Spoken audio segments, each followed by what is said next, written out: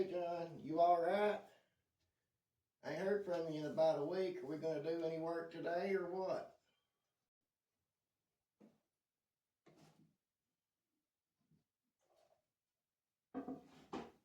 Okay. Hey Bobby, what's up? Yeah, I know it's been a while. Shop flooded, everything else going on. It's been kind of hectic, but yeah, I'm ready to get some work done today. Okay, so what are we going to make today? I can't wait to get started. Let's do it. Okay, good. I'm glad you're ready to get started because I got two projects for you today. These two are two more projects for your shop, and then after that, we're going to be making projects to gift or sell or whatever you want to do with them. Okay, Bobby, everybody following along at home. First thing you're going to need today is a 1x4. You don't need very much, just a short one and a clamp to clamp your work down. And your saw. First thing we're going to do is lay out a 3-inch piece.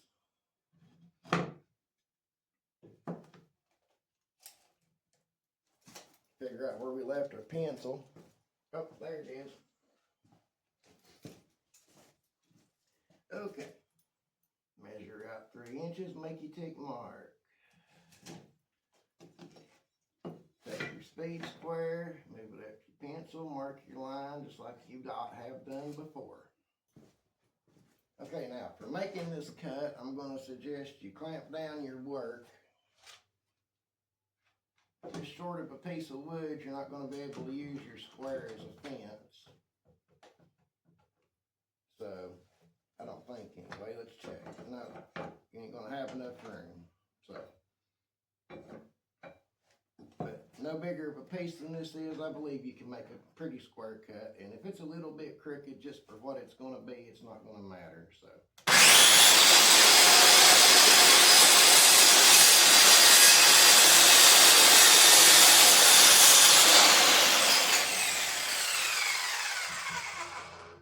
And then repeat the process for another cut. Okay, now that we have our two pieces cut, we're going to unplug our saw and move it out of the way, and we're going to plug up our drill.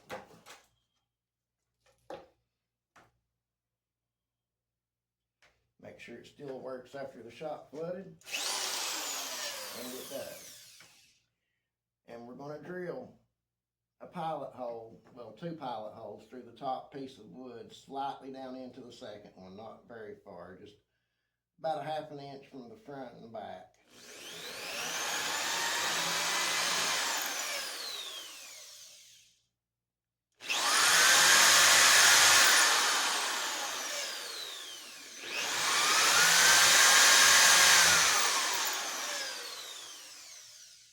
Just like that, you see, and slightly into that one.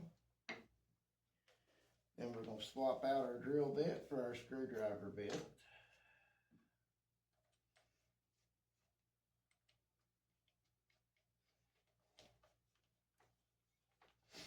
And we're going to take 2 screws that will go through one, but not all the way through the other, and we're going to drive them in the pilot holes.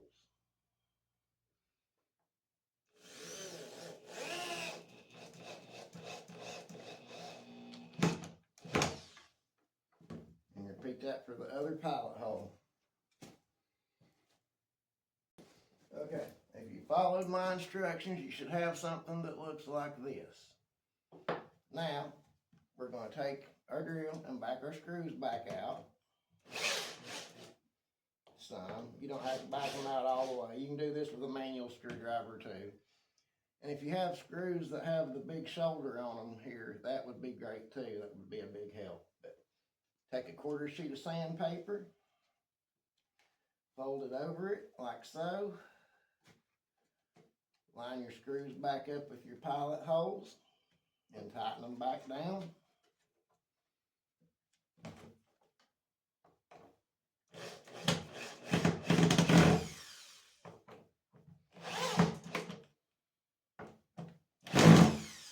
And you've got you a sanding block.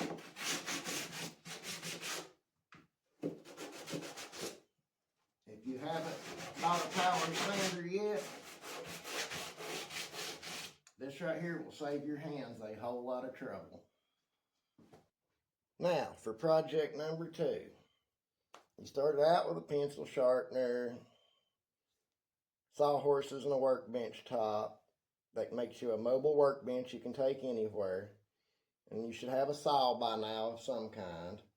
So now you need something to carry all your tools in, so we're going to make a toolbox. It has to be big enough to hold your tools, so measure out the height of your saw and the length and the width and go by that. I have here a 3/4 inch thick by 11 1/4 inch wide piece of select pine. I was looking for a 1x12, but they were out at Lowe's, so I got the 4 foot long piece. We probably ain't going to use all of it, but we're going to start off with, we'll make a 20 inch cut for the base of our toolbox. Make your tick mark. Use your square. You may not have a big enough square to go all the way on this. So what you do is you flip this square over and line up, put your pencil right on your line and scribe on the rest of the way. That's how you scribe your line all the way across. It takes a little practice to get used to doing that, but you'll get it eventually. And from there, you're going to make your cut. You can use your square as your fence for cutting this, because you have more than enough room. You're definitely going to want to clamp this down, though. So take your clamp, tighten it up, line up your cut with that little mark on your saw. Hold your square for your fence in place and start your cut. It helps if you plug the saw up first.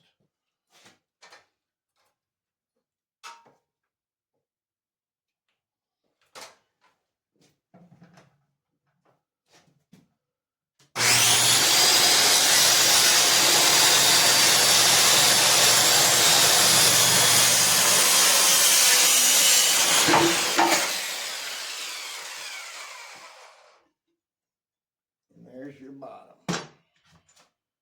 I do apologize, my camera quit working during that last cut, so you measure out your 13 inches, stack your boards on top of each other, line them up all the way, mark your line, clamp it down, and then you're going to make the cut. You're going to cut the small waist end off this time instead of cutting a big piece. It's just easier that way, all the way around.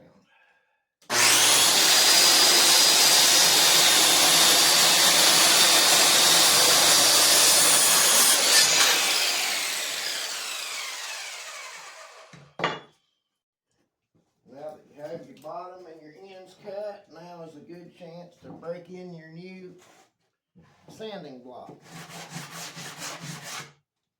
All the shavings that's left over from where you made your cut, knock them down so they won't be in the way.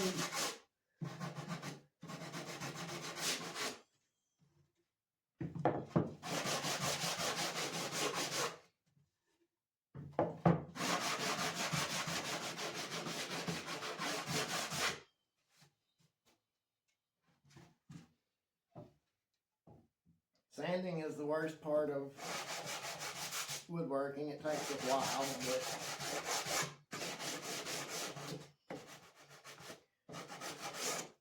while we're sanding, I want everybody to know that our thoughts and prayers are with everybody that went through the hurricane and the subsequent flooding.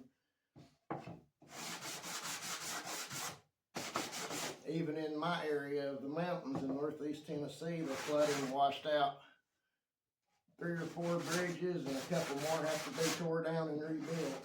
So it made a huge mess, and I hope everybody's doing okay.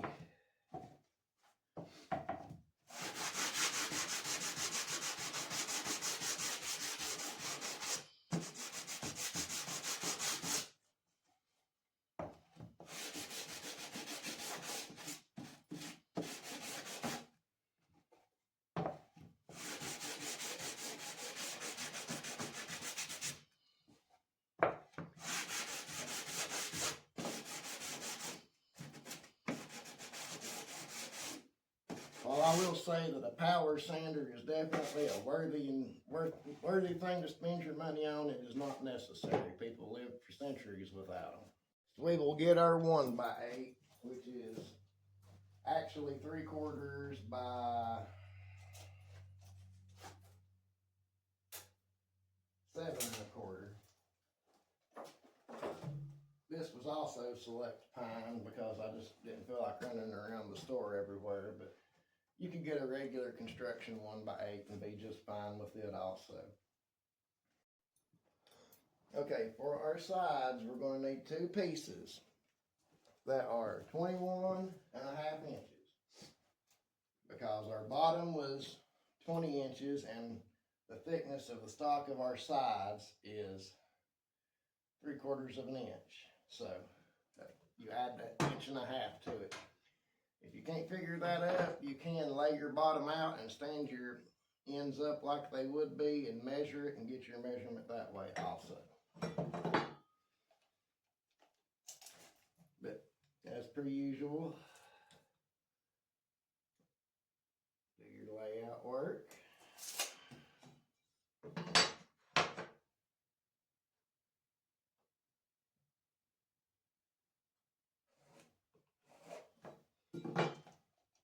Do a measurement check. Very good. Move it over, clamp it down, and make your cut.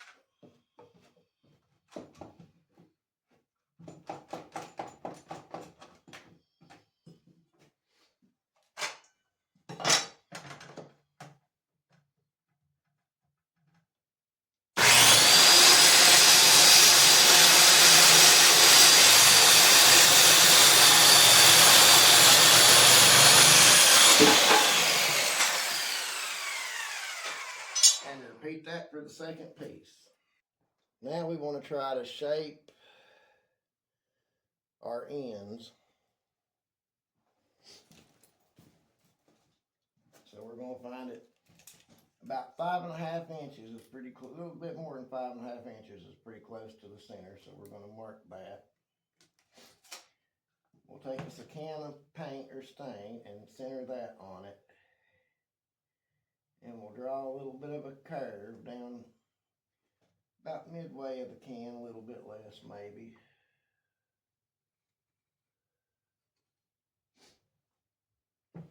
And then we'll see where our sides are going to come up to and make a mark there. So that's where that one's going to sit. It's going to sit right here on this side. And we're just going to try to make those 2 things match up. So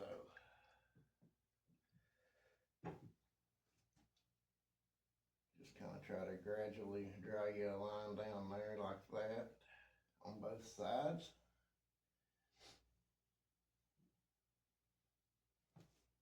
Get your jigsaw and try to cut that shape. Now I know cutting shapes with jigsaws is a little bit complicated, but you can do it. It's not so hard that you can't. I believe in you.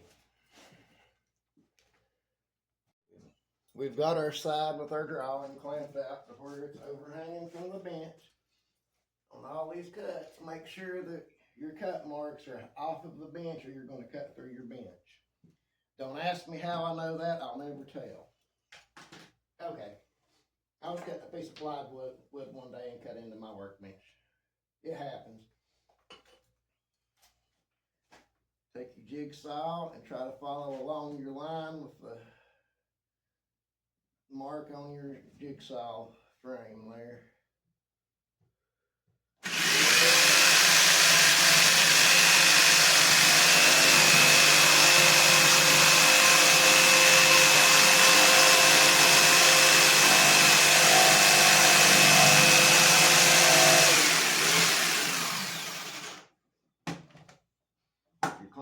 gets in the way and you have to move it, so be it.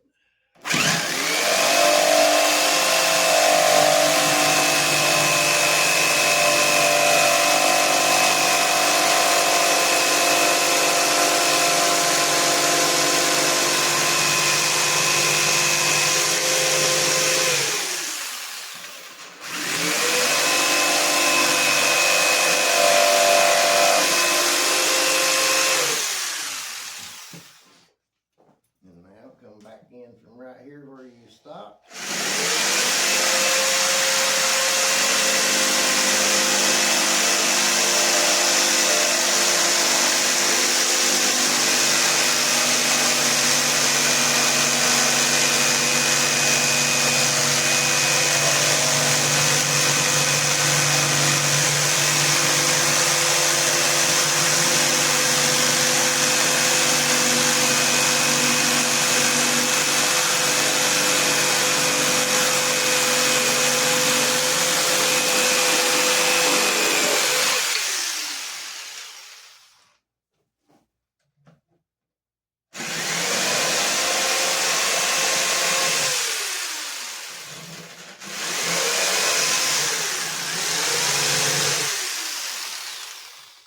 You can try to clean it up some with your saw and then sand it down, and it almost looks like the end of a toolbox to me. Your handle will end up going through here. What do you think? Does that look like the end of a toolbox to you? Let me know. Looks like I could bring that end in a little bit more.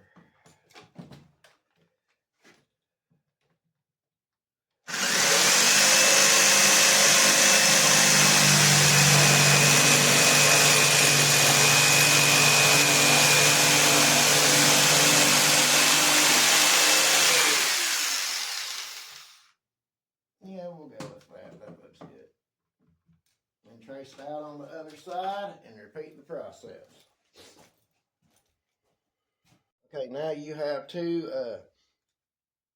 ends that remotely resemble a toolbox. I'm not any good at shaping with a jigsaw either, so we'll make this our comedy project. Let me know in the comments if yours looked good or bad. And we're going to take a dowel. This dowel is 7/8. And we're going to take us a 7/8 drill bit.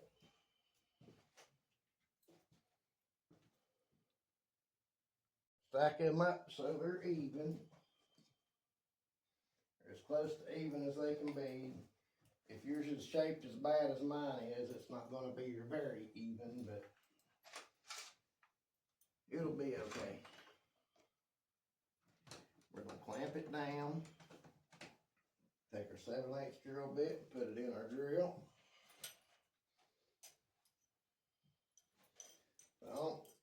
The only drill bit I had that was 7/8 was a spade bit, so it'll probably jump a little bit if you use one, so just be prepared for that.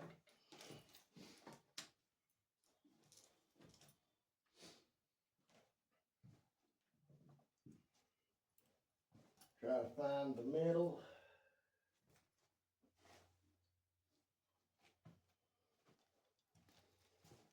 You can figure out where your tape measure went. I found my tape measure. I don't know how it keeps moving around on me like that.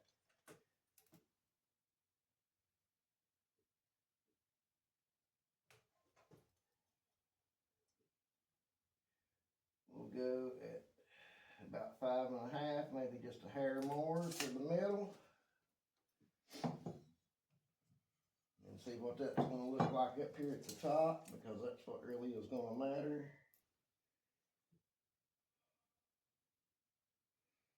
Okay, so from there, we're going to measure down from the top about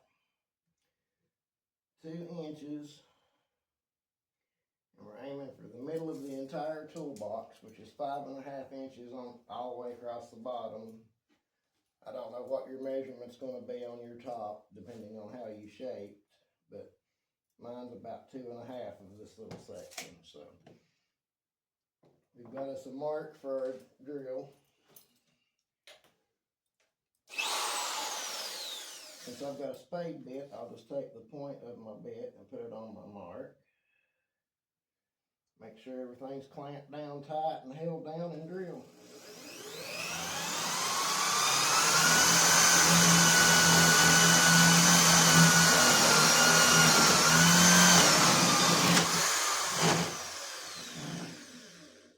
When you're using a spade bit, make sure you let your drill stop before you come back up through there. And that blowed the entire bottom out of that. I should have flipped it over and finished it, but we'll try to clean that up some. If you blow your bottom out like I just did, clamp it down, try running your drill back through it, see if it'll clean it up some, and then it'll be a lot of sanding.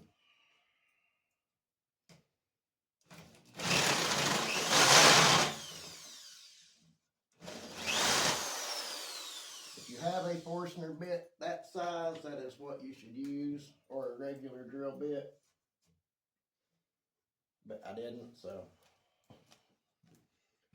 Take your sanding block and sand away at that till it's smooth. This is to show you that we all make mistakes and they are fixable. So you get that sanding block and that looks so much better. Now it's time for assembly.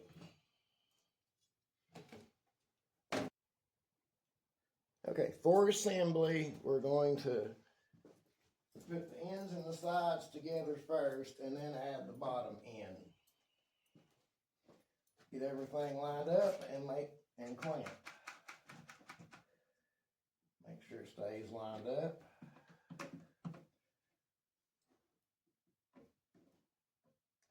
That's good. Now check your other side, make sure nothing didn't shift. If it did, you can fix it. Tighten your clamp down there. Okay. Now you can put this together with nails, screws, glue, or any combination of the above. If you have a brad nailer, you could use glue and brad nails, but I don't know that that's going to be strong enough. Go with some 1.5-inch little panel nails for the sides and ends anyway.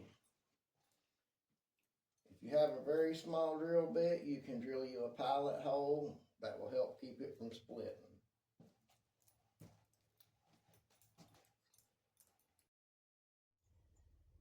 After we go through and put a nail in every corner at the top here all the way around, we can unclamp it.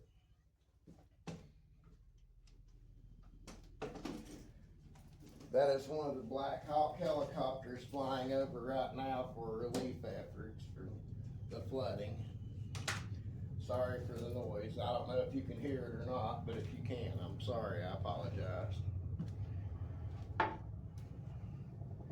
After you get it flipped up, make sure everything's lined up and drive one nail into the bottom.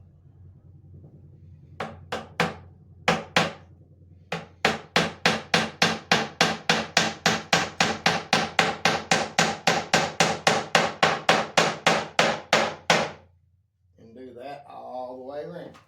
After we get those nails in, it's time to put the bottom in. So we're going to set the bottom down on the top down on the bottom. It should be a really tight fit. So just a little bit of knocking around should make it go down on there.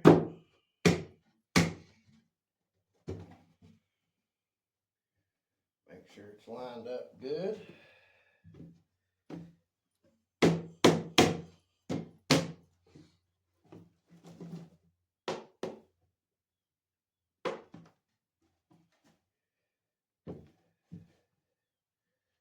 After you get your bottom lined up, you're going to put nails along the bottom to hold it in place. I'd say about right there.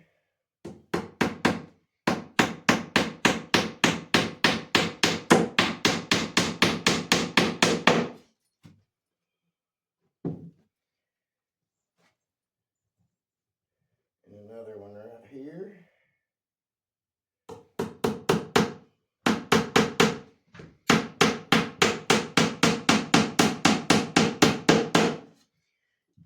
You're going to put 2 on each side for the bottom all the way around.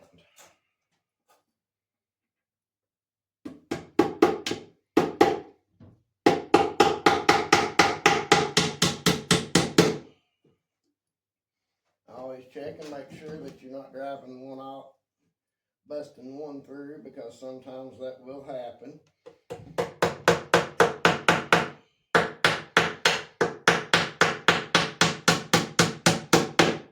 And do that all the way around.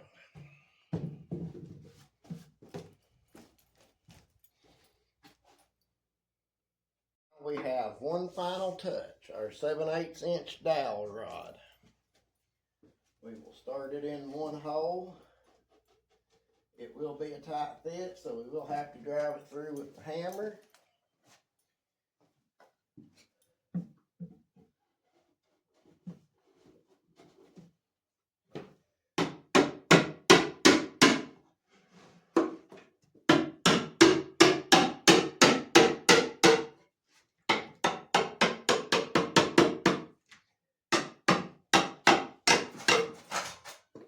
Okay, there we go, coming up on the other side.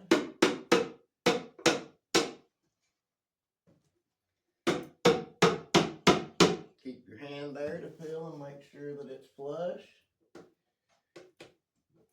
If it is, and you have a flush cut saw, you can use it to saw it off on this side.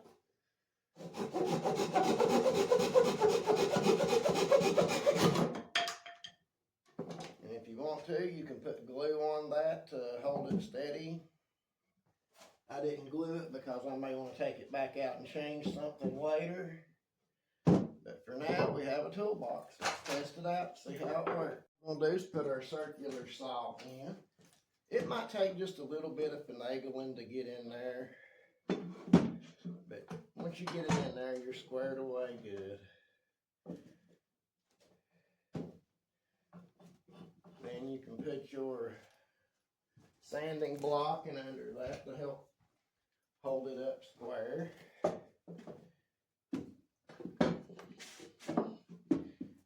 Then you can take your drill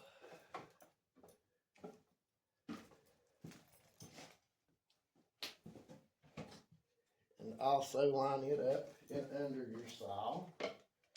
That will also help hold it square and give you room. Okay. If you have a jigsaw, it can go in there as well. But when you put your jigsaw in, you may want to take your blade out first.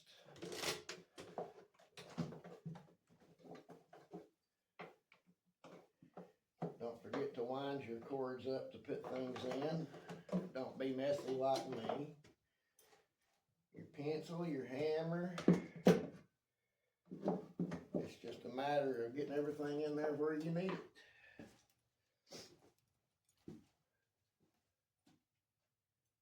To put your pencil sharpener, and you take measure in there also. And there you have it. You have a completely mobile workstation now. The toolbox holds up. You've got your mobile workbench. You're ready to get out and start working.